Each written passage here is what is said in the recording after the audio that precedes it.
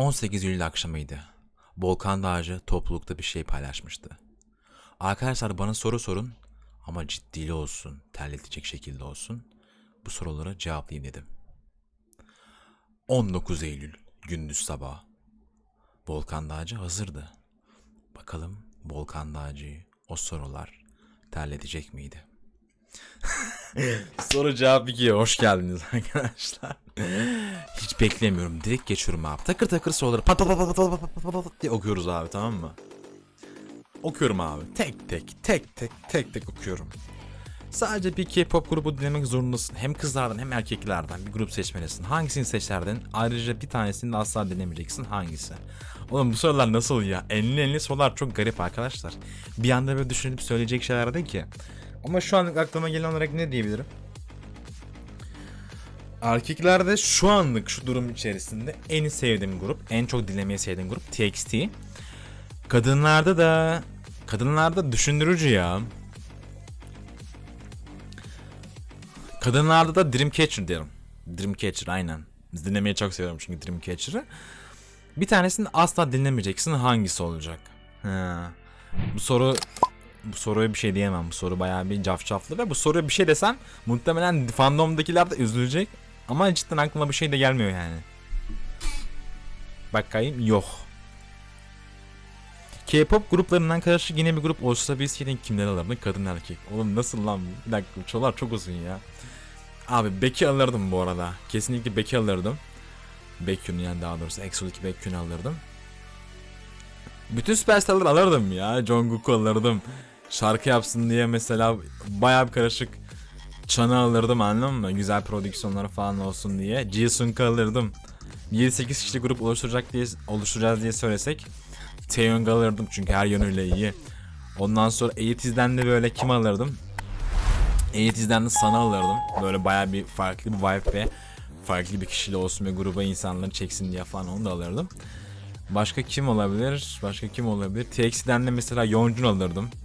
Biaslarımı toplardım ben bu arada, galiba öyle oluyor. Çünkü biaslarımı zaten hepsi de yetenekli oluyor ki idollerin zaten çoğu yetenekli. Seçtiğim biaslar zaten düşününce baya yetenekli gözüküyor. Lino'yu da alırdım bu arada. Banko alırdım yani. The best rapper, the best dancer, best vocal, best visual, best leader. Oğlum çok sıkıntı bu sorular ya. Bana best sorular sormayın oğlum. Ama cevaplayacağız galiba. Çünkü hepsini cevaplayacağım dedim mi? 49 soru nasıl cevaplayacağım bilmiyorum ama. Best rapper abi bana göre Jisung. Best dancer bana göre Taemin. Best vocal bana göre Baekhyun. Best visual bana göre Yeonjun. Yeonjun ve V giderim ya. Çok karışık bu. Bu best visual biraz daha karışık. The best visual bence Yeonjun bana göre. TXT'den Yeonjun. The best leader Best leader. Ah, çok terletici olan bu sorular.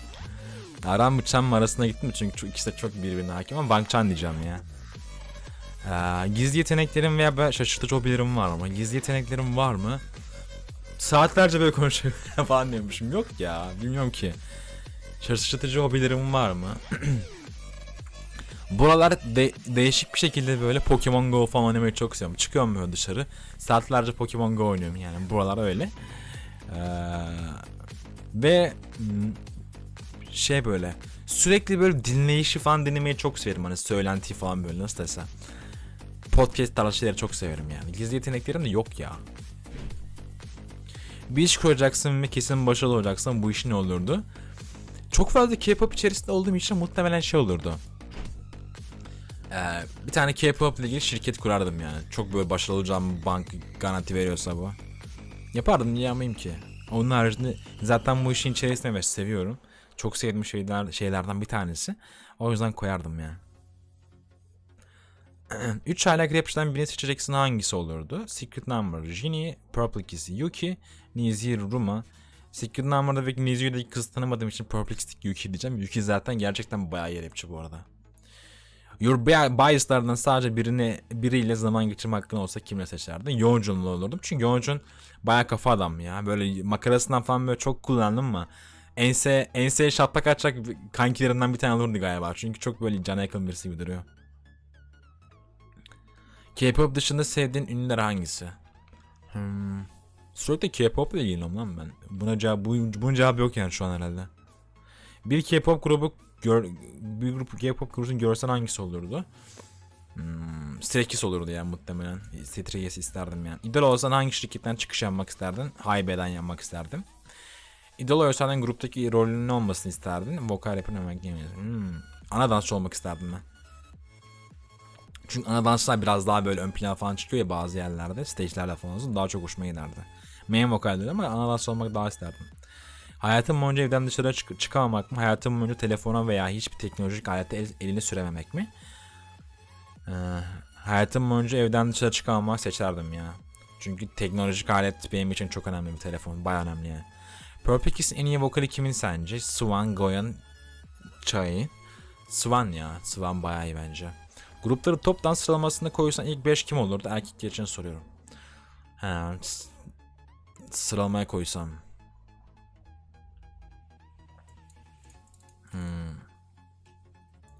Top 5'ten sıralamasına koysam.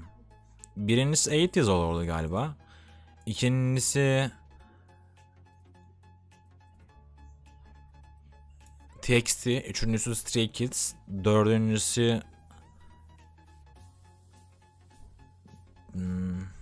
Seventeen, beşincisi BTS olurdu galiba. En beğendiğim Lightsticklere hiç bakmadım bu zamana kadar. Bir X12'ni falan biliyorum. O da pek umursamıyorum yani daha doğrusu Lightstickleri.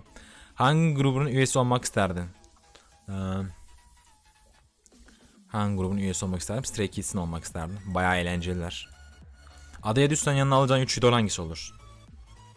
J-Hope olur. Kesinlikle bayağı makara birisi.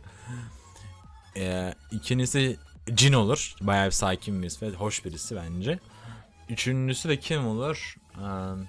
Bangchan olur ya. Böyle makara anlam mı idol böyle şey böyle hani goy goy sürekli rahat olabileceğin birisi. Bayağı iyi olurdu bence.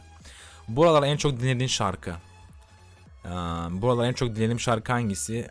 TXT'nin Anti-Romantik şarkısı.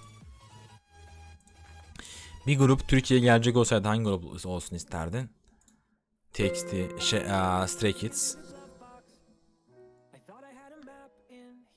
Hangi grubun comeback geri dönüşü haberi seni heyecanlandırıyor? Heyecanlandırır daha doğrusu.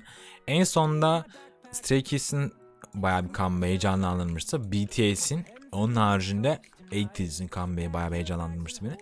En sevdiğim bir grubun ve sadece bir üyesiyle futbol maçı seyretmeye giderdim. Kim olabilir? Kim olabilir? Kim olabilir? Vill'e giderdim galiba. Bir şey böyle sürekli birileri hakkında sürekli böyle güzel yorum yapabilecek birisi yani mantıklı ve doğru konuştuğu için ona gitmek isterdim. En sevdiğin iki idolün biri ölecek, diğeri yaşayacak, hangisi yaşayacak, hangisi ölecek? Oğlum ne saçma sapan soru bunlar ya. Böyle sormayın. Bu ne oğlum şey gibi bu. Ne babanı mı seviyorsun, annemi mi seviyorsun gibi değişik yani. Sana gelmiş ve aklında kalmış en güzel levha yorumu. Aklımda kalmış en güzel yorum hangisi? Yapıcı daha doğrusu bir yorum gelmişti. Bilgisayarımın direkt hani konuşmam ve diksiyonum üzerinde daha fazla durmamı ve ekranımın direkt şu an mesela size bir ekran veriyorum ya.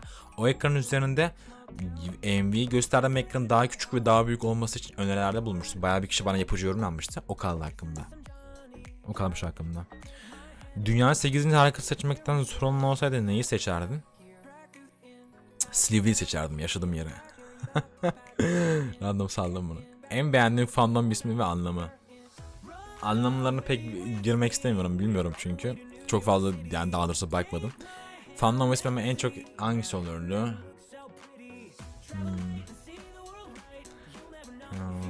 Army olurdu ya. Army'nin anlamı ve ismi de güzel zaten. Bir yıl boyunca sadece bir şarkı dinlemek zorunlu olsaydın hangi şarkı dinlerdin?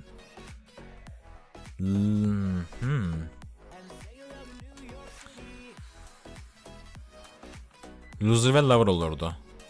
Antrom. Ya TXT'nin herhangi bir şarkısı diyebilirim bunu aslında Lily.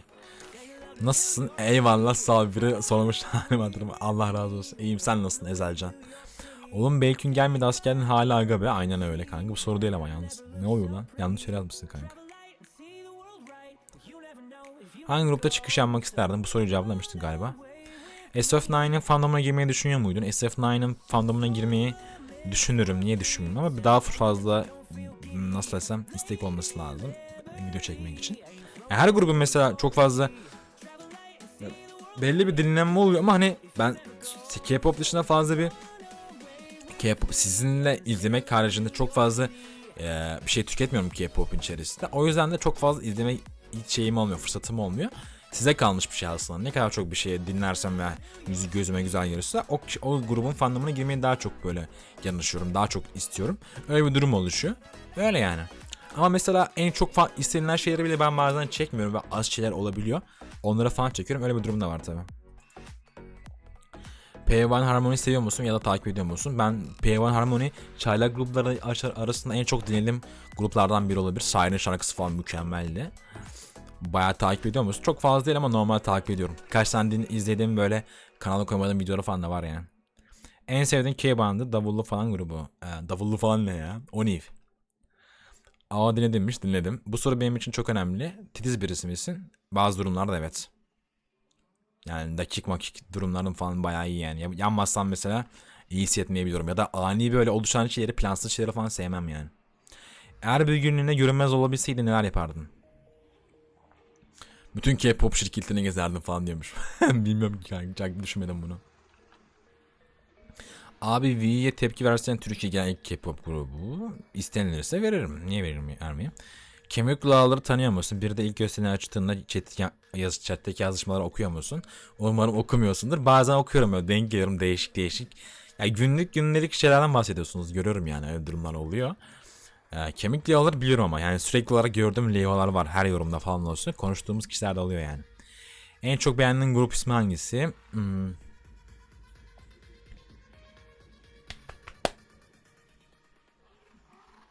Bilmem.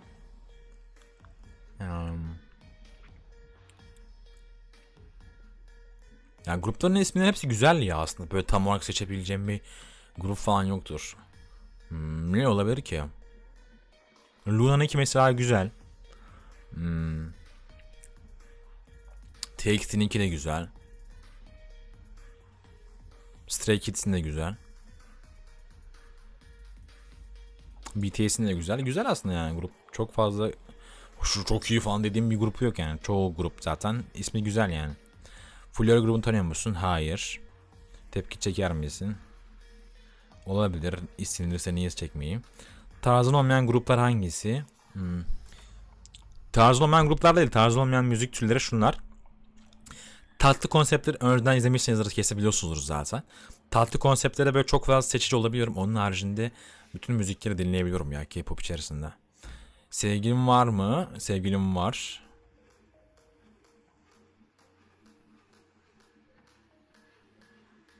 Kendi karakterine en yakın bulduğun idol. V. V bayağı yakın. V böyle hem az konuştuğu zaman hem de bayağı komik ve güldürücü olabiliyor. Bayağı bir neşeli olabiliyor. Ben de V'ye benzediğimi düşünüyorum yani. Kendini yakın gördüğün idol ya da burçtan olduğun idol. Kendini yakın gördüğün idol. Dediğim gibi V. V olabilir. Bangchan, V. Bunlar çok yakın hissediyorum yani. Seventeen fandomuna girmeyi düşünüyor musun? Evet. Çok fazla istenirse ve sürekli çekersim ki çekmeye başladık zaten istiyorsunuz da. Bayağı bir izlemek ve içine girmek istiyorum yani programları falan dahil olsun. İsmin Volkan olmasaydı ne olmasını isterdin? Abdülkerim Cabbar ne bileyim kanka ya bu nasıl ne bileyim. Ne olmasını isterdim biliyor musun?